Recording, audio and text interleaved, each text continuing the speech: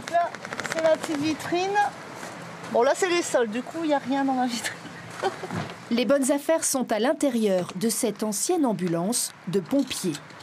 Isabelle l'a dénichée sur le Bon Coin il y a 6 mois et totalement transformée.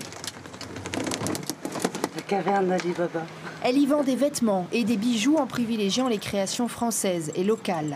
Dans ce petit espace, elle a même confectionné une cabine d'essayage.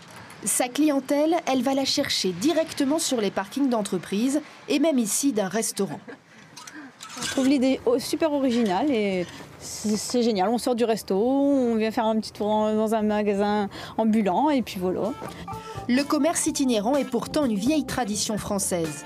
Mais aux crèmeries des années 60 ont succédé les food trucks des années 2000 et désormais les camions dédiés à la beauté.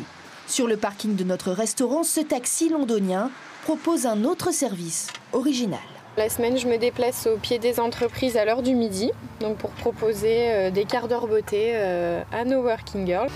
Avantage pour ces chefs d'entreprise, pas de loyer à payer en dehors de l'assurance du véhicule et une grande liberté dans la gestion de leur temps.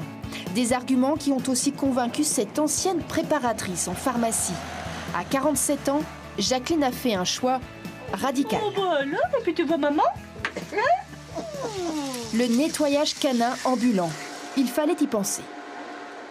Mais avec moins de 4 clients par jour, le truck canin n'est pas encore rentable. Il faut vraiment se faire connaître, c'est beaucoup de bouche à oreille. Bon, malgré que je suis sur Internet quand même, mais bon, tout le monde ne regarde pas Internet. Ouais, t'es belle ma grande, ouais, t'es belle. Jacqueline a pourtant un avantage. Elle peut garer son camion devant n'importe quel domicile. Pour d'autres, le stationnement est une vraie difficulté. 2 €, je vais prendre une bleue. Une bleue? Oui. Voici l'un des premiers camions à fleurs ambulants français, un concept innovant, mais perçu comme une concurrence déloyale par certaines mairies qui refusent de les accueillir. Pour l'instant, c'est 90% des communes Qui ont refusé. qui ont refusé. Sur quel argument? Plus de place de stationnement ou trop de demandes. Pour s'en sortir, le couple privilégie les petits villages et travaille 7 jours sur 7. La motivation, l'enthousiasme, voilà le carburant de nos 4 commerçants itinérants, sans oublier la patience. Après quelques mois d'activité, aucun n'a encore réussi à se verser un salaire.